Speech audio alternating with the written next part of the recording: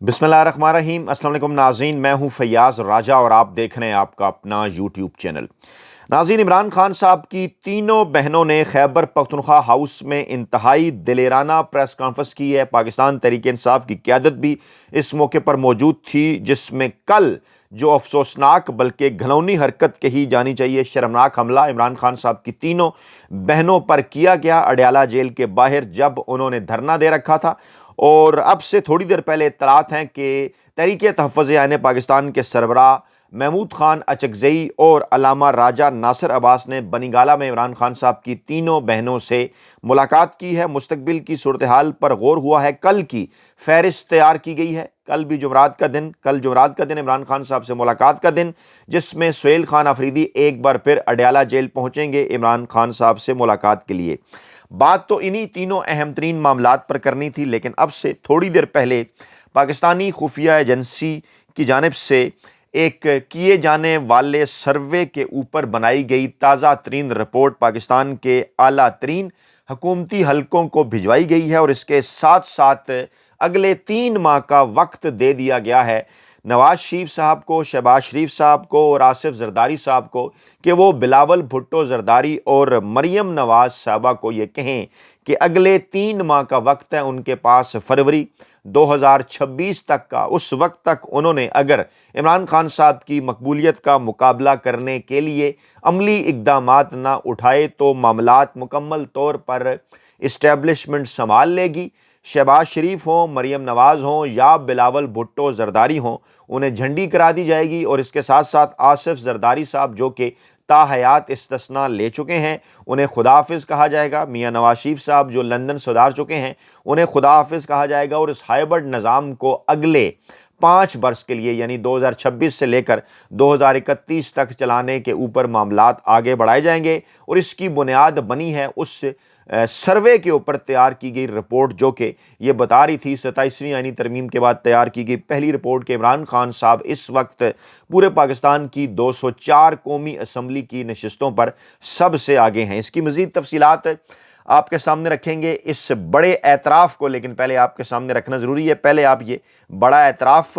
समझ लें, उसके बाद इसके ऊपर बात करते हैं। ये इमरान खान साहब के मुतल्लिक़ गुफ्तगू हो रही है, वो यकीनी तौर पर किसी जादू से कम नहीं था। यानी क्योंकि इमरान खान साहब और बुशरा बीबी के ऊपर चंद दिन पहले इकोनॉमिस्ट में एक आर्टिकल लिखवा कर जादू टूना और पता नहीं क्या क्या बातें की गई, तो इसी कंटेक्स्ट के अंदर भी आप देखें कि कैसे इमरान खान साहब की मकबूलियत का एतराफ़ किया जा रहा है। वो यकीनी तौर पर किसी जादू से कम नहीं था, वरना ये मुमकिन नहीं कि एक जमात से उसका नाम ले लिया जाए, इलेक्शन का निशान ले लिया जाए, लीडर जेल में हो, सरकर्दा रहनुमा रोपोश हो और सबसे अहम बात ताकतवर हल्का मुखालिफ हो, फिर भी आम इंतखाबात में वोट उसी के नाम पर पड़े। इसके बरखिलाफ जब वो जमात और लीडर जिससे मुक़्तदर हल्कों की हमायत हासिल हो, नाम भी हो, निशान भी हो, फिर भी इलेक्शन में उसे कामयाबी बड़ी मुश्किल से मिले और सियासी कठपुतलियों की मदद से हुकूमत बनानी पड़े। अब हमारे बहुत से सियासी और दानिश्वर दोस्तों का कल तक ये ख्याल था, जो इतना गलत भी नहीं था, कि वो ताकतवर इस्टेब्लिशमेंट की मदद से इक़्तिदार में आया। अब जब उन्हीं दोस्तों से 8 फरवरी 2024 के इलेक्शन का पूछो तो वो उसे इमरान के कल्ट का नाम देते हैं। यानी हम किसी हाल में मकबूलियत की हकीकत जानने और मानने को तैयार नहीं। किसी भी जमहूरी और रोशन ख्याल मुआशरे में मकबूलियत का एक ही पैमाना होता है और वो है साफ और शफाफ इंतखाबात। बदकिस्मती से हमारे यहाँ ना सियासत परवान चढ़ने दी गई, ना ही जमहूरियत, वरना शायद आज हमें न 26वीं और ना ही 27वीं आईनी तरमीम की ज़रूरत होती। ये सब कुछ और आने वाले वक्तों में और बहुत कुछ करने के बाद नज़र में एक ही मकसद नज़र आता है, इमरान खान का रास्ता कैसे रोका जाए। जी हाँ, बड़ा एतराफ़, इमरान खान साहब का रास्ता कैसा रोका जाए, क्योंकि बहरहाल जैसे तैसे ही सही मुल्क में बहरहाल बल्दियाती इलेक्शन भी होने हैं और साल 2 साल बाद आम इंतखाबात भी। ये बात 8 फरवरी के इंतखाबात ने साबित कर दी है कि मीडिया ब्लैकआउट और जमात के बाहर होने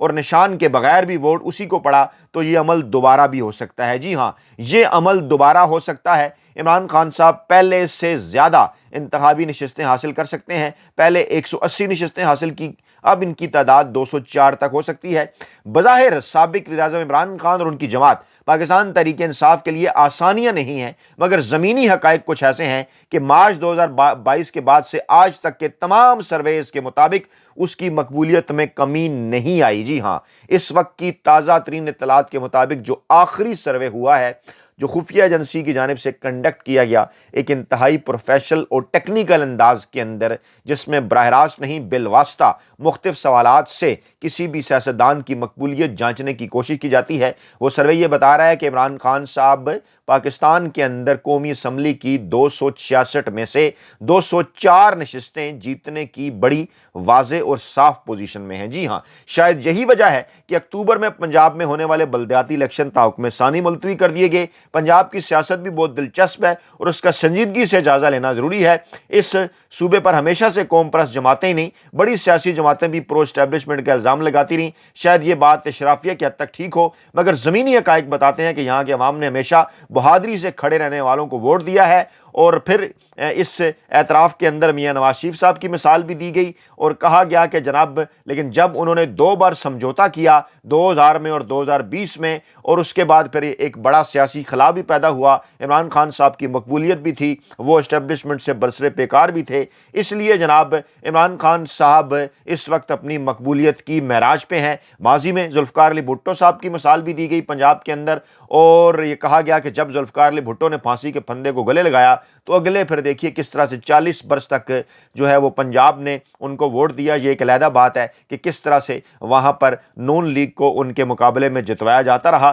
بہرحال پنجاب کے اس مزاج کو دیکھتے ہوئے اس وقت صورتحال یہ ہے کہ 141 میں سے کہا جا رہا ہے 141 میں سے 125 نشستیں پنجاب کے اندر پاکستان تحریک انصاف اپنی مقبولیت کی معراج پر ہے، اور 125 نشستیں پاکستان تحریک انصاف بڑی آسانی کے ساتھ حاصل کر سکتی ہے۔ صرف 15 نشستیں ایسی ہیں پورے پنجاب کے اندر، صرف 15 نشستیں اس وقت ایسی ہیں جہاں پر نون لیگ جو ہے وہ سیٹ نکالنے کی پوزیشن میں ہے، اور یہی وجہ ہے مریم نواز صاحبہ کے جو بیانات ہیں وہ ہمیں اسی پریشانی کی جانب اشارہ کرتے ہوئے دکھائی دیتے ہیں۔ آج بھی جو ان کا بیان آیا نا کہ جناب جادو سے کام نہیں ہوتا، آپ کو محنت کرنی پڑتی ہے، اور ہم نے پنجاب میں 1.5 سالوں میں بڑے مناظر بڑا حلیہ بدل دیا، اور پھر وہ کہتے ہیں جب میں نام لیتی ہوں تو مجھے پھر آگے سے بدتمیزی کا خدشہ بھی رہتا ہے۔ یہ تمام کے تمام بیانات صرف اور صرف اس لیے دیے جاتے ہیں کہ جناب پورے میڈیا کا استعمال کر کے، جناب اس پورے وڈے اینکروں ویلے قلم نگاروں ملازم صحافیوں کا،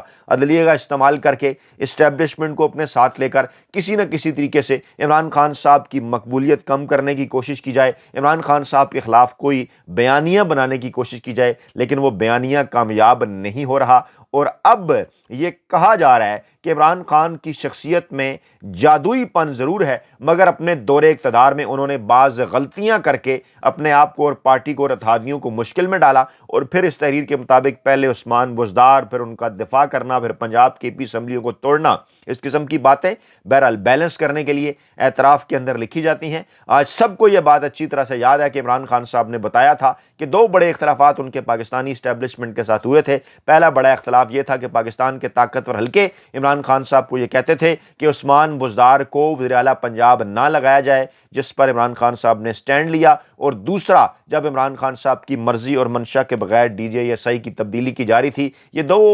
وہ اہم ترین معاملات تھے جن کے اوپر پاکستانی اسٹیبلشمنٹ جو ہی عمران خان صاحب جب اقتدار میں آئے انہوں نے اپنی مرضی سے فیصلے کرنا شروع کیے۔ اسٹیبلشمنٹ کا یہ خیال تھا کہ شاید وہ ذوالفقار علی بھٹو اور نواز شریف کی طرح ہماری مرضی کے فیصلے کریں گے۔ کیسے؟ جی ہاں، ذوالفقار علی بھٹو صاحب نے KPK کے اندر افغان جہاد کے لیے جو کیمپ بنائے تھے اسٹیبلشمنٹ کے آگے سر جھکا کر ہی بنائے تھے، اس کے بعد بھی جو کچھ ہوا آپ کے سامنے ہے۔ میاں نواز شریف صاحب جب اقتدار لے کر آئے تھے اسٹیبلشمنٹ کی مدد سے 90 میں، تو پھر جس قسم کے اقدامات انہوں نے پورے پنجاب کے اندر، پورے پاکستان کے اندر مخالف سیاسی جماعتوں بے نظیر کے حوالے سے بھی، خارجہ پالیسی کے حوالے سے بھی اپنائے تھے، وہ آپ کے سامنے ہے۔ لیکن اس اہم ترین موقع پر پاکستان کی مقبول ترین عوامی سیاسی جماعت کے رہنما عمران خان صاحب جب اقتدار میں آئے تو اس کے بعد انہوں نے آزادانہ اور مرضی کے فیصلے کرنے شروع کیے، تو یہ بات پاکستانی اسٹیبلشمنٹ کو، طاقتور حلقوں کو کسی طور جو ہے وہ پسند نہ آئی، اور اس کے بعد اب تو یہ بات باقاعدہ طور پر ریکارڈ میں موجود ہے کہ حامد میر صاحب کے پروگرام میں بیٹھ کر خواجہ آصف صاحب اس بات کا برملا اعتراف کر چکے ہیں کہ پہلی مرتبہ جناب 2019 کے اندر ہی جنرل فیض حمید صاحب کی جانب سے انہیں آفرز آنا شروع ہو گئی تھیں کہ ہم جناب عمران خان صاحب کے ساتھ نہیں چل سکتے، یہ تو ہماری بات مانتا ہی نہیں ہے، آپ آئیں تبدیلی کے لیے، پہلے پنجاب میں کرتے ہیں پھر مرکز آپ کو دے دیں گے۔ اس قسم کی تمام تر اعترافات، تمام تر تفصیلات گائے بگائے پاکستانی میڈیا پر خواجہ آصف صاحب کی زبان سے نکلتی رہتی ہیں، اور یہ بات اس بات کا اعتراف ہے کہ جناب اسٹیبلشمنٹ اور روایتی سیاسی مافیا نے عمران خان صاحب کے ساتھ اتحاد تو 2018 میں عمران خان صاحب کے اقتدار میں آنے کے اگلے 6 ماہ کے اندر ہی بنا لیا تھا، جب عمران خان صاحب نے آزادانہ فیصلے خارجہ پالیسی اور دفاعی پالیسی کے حوالے سے کرنا شروع کیے تھے۔ پھر معاملات اس لیے رک گئے کہ کورونا آ گیا اور اس دوران ان کا یہ خیال تھا کہ یہ حکومت خود ہی گر جائے گی، لیکن پھر عمران خان صاحب کی بھرپور زبردست پرفارمنس، رب تعالیٰ کی ذات پر اعتماد، پاکستانی عوام کی حمایت اور کورونا کا مقابلہ اس طرح کیا کہ پوری دنیا کی معیشتیں، اکانومیز نہ کر سکیں اور بین الاقوامی سطح پر عمران خان صاحب کی پالیسی کو تسلیم کیا گیا۔ اس کے بعد پھر کیا ہوا کہ جناب باجوہ صاحب نے کیونکہ ایکسٹینشن لینا تھی اور اس دوران مولانا فضل الرحمان صاحب نے چڑھائی کر دی، اسلام آباد میاں نواز شریف صاحب نے ڈیل کر کے باہر جانا تھا۔ یہ وہ تمام تر معاملات تھے جن کی آڑ میں باجوہ صاحب نے ایکسٹینشن بھی لے لی، میاں صاحب جو ہیں وہ باہر بھی چلے گئے، اور اس دوران جب کورونا سے پاکستانی قوم کو نجات ملی تو ایک بار پھر عمران خان اور پاکستان تحریک انصاف کے تمام روایتی سیاسی مافیا مخالفین کو ایک پلیٹ فارم پر اکٹھا کیا گیا مولانا فضل الرحمان صاحب کی قیادت میں، اور کوشش کی گئی کہ عمران خان صاحب کو گھر بھجوایا جائے۔ اس کے بعد پھر کیا ہوا وہ ایک تاریخ ہے، آپ کے سامنے ہے، سائفر آتا ہے۔ اس سے پہلے Russia Ukraine war, Imran Khan صاحب آزادانہ موقف اختیار کرتے ہیں اور پھر عمران خان صاحب ایبسولوٹلی ناٹ کہتے ہیں اڈے دینے کے حوالے سے۔ اس کے بعد پھر تمام کے تمام معاملات آپ کے سامنے ہیں، کیسے وہ تمام کی تمام روایتی سیاسی جماعتیں جو ایک دوسرے کی صورت دیکھنا بھی پسند نہیں کرتی تھیں، ایک ہی ٹوکری میں اکٹھی کر دی جاتی ہیں، مولانا فضل الرحمان صاحب کو ان کی قیادت دے دی جاتی ہے، اور اس کے بعد جو کچھ ہوتا ہے وہ ایک تاریخ ہے۔ اور اس کے بعد بھی پھر 2022 میں عمران خان صاحب کی حکومت گرائے جانے کے بعد 2024 تک کیا کچھ ہوتا ہے، یعنی تقریباً پورے 2 سال تک یہ کوشش کرتے ہیں، جو کہ اس اعتراف کے اندر بھی جس کی وضاحت کی گئی ہے، جس کو تسلیم کیا گیا ہے کہ عمران خان صاحب کے خلاف جھوٹے کیسز بنائے جاتے ہیں، پوری پارٹی کو تتر بتر کر دیا جاتا ہے۔ 9 مئی ہوتا ہے، پریس کانفرنسیں کروا کے پارٹی چھڑوائی جاتی ہیں، اپنی مرضی کی پارٹیاں بنوائی جاتی ہیں، یہاں تک کہ قاضی فائز عیسیٰ نامی ایک نام نہاد باغی جج سے، نام نہاد انقلابی جج سے عمران خان صاحب سے وہ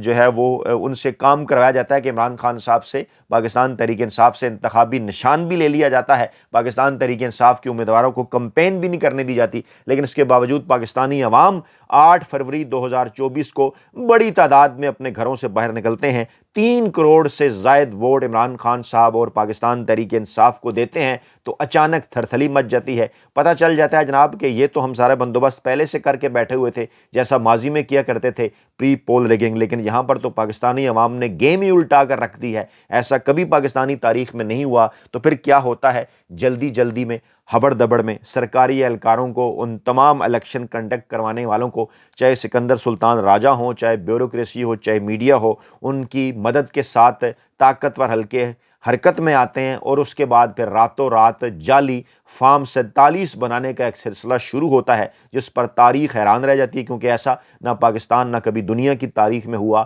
کہ جو رزلٹ کی صورت آخری فارم 47 سامنے آئے اسے ہی بدل دیا جائے، وہاں 3 کو 8 کر دیا جائے، 2 کو 7 بنا دیا جائے، صفر کے پیچھے 1 لگا کے جو ہے اس کبھی 10 کبھی 100 کبھی 1000 کر دیا جائے۔ یعنی اس قسم کے ایسے بھونڈے طریقے استعمال کیے جاتے ہیں کہ پاکستانی میڈیا تو چلیں اگر نہیں بھی بولتا، پورے کا پورا بین الاقوامی میڈیا بھی اس کے اوپر بات کرتا ہے، بول اٹھتا ہے، اور پوری دنیا کو، اور یہاں تک کہ پھر کمشنرز کی جانب سے بھی، پنڈی میں آپ کو یاد ہوگا آوازیں اٹھنا شروع ہو جاتی ہیں، پریس کانفرنس ہوتی ہے، اس کے بعد انہیں غائب کر دیا جاتا ہے۔ اس کے بعد معاملات جب اسلام آباد ہائی کورٹ جاتے ہیں، ٹریبونلز میں اندر جاتے ہیں، وہاں رکاوٹیں ڈالنے کی کوشش کی جاتی ہیں، اور پہلے الیکشن کے جن کے اوپر یہ جو انتخابی زرداریاں کسی ان کو ٹریبونل تک پہنچنے ہی نہیں دیا گیا، ان کے اوپر کسی قسم کے فیصلے ہی نہ آ سکے۔ یہ سب کچھ کر لینے کے باوجود، اس کے باوجود آج یہ صورتحال ہے کہ عمران خان کی مقبولیت کو کہا جاتا ہے کہ جی اس کا کون ہے، جناب عمران خان کا ووٹر کون ہے، عمران خان کا سپورٹر کون ہے، اور پھر یہ کہا جا رہا ہے کہ جب عمران خان صاحب کے خلاف ہو چکی ہے مقتدرہ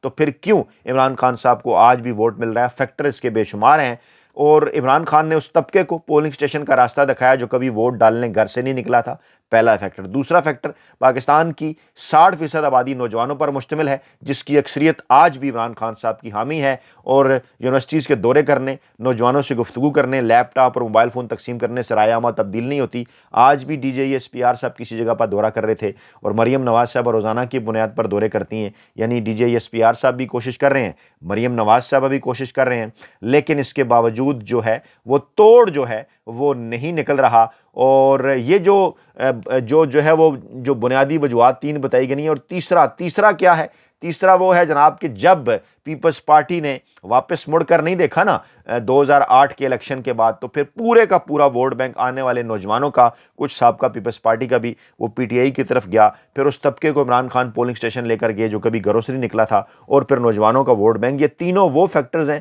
جو اس مرتبہ بھی خفیہ ایجنسی کی رپورٹ کے اندر بنیادی وجوہات بتاتے ہوئے یہ بتا رہے ہیں کہ جناب مقبولیت ہمیشہ نہیں رہتی، لیکن غیر جمہوری انداز میں قبولیت کے ساتھ اگر اس کو مشروط کر دیا جائے اور بالکل بے دخل بھی کر دیا جائے تو زمینی نتائج مختلف ہوتے ہیں، اور ایک ہی ہے جمہوری پیمانہ مقبولیت کا، آزاد اور غیر جانبدار شفاف الیکشن، ورنہ پھر کسی بھی رہنما کا سحر کم نہیں ہوتا۔ یہ بات تسلیم کی گئی ہے آج جنگ کے ایک آرٹیکل کے اندر اظہر عباس صاحب کی جانب سے، اور اس کو اگر ریلیٹ کر کے دیکھا جائے خفیہ ایجنسیز کے سروے کے ساتھ تو صورتحال بڑی حد تک واضح ہو جاتی ہے۔ اپنا بہت خیال رکھیے گا، دعاؤں میں یاد رکھیے گا۔ نئی ویڈیو کے ساتھ جلد حاضر ہوں گے، اللہ نے کے بعد۔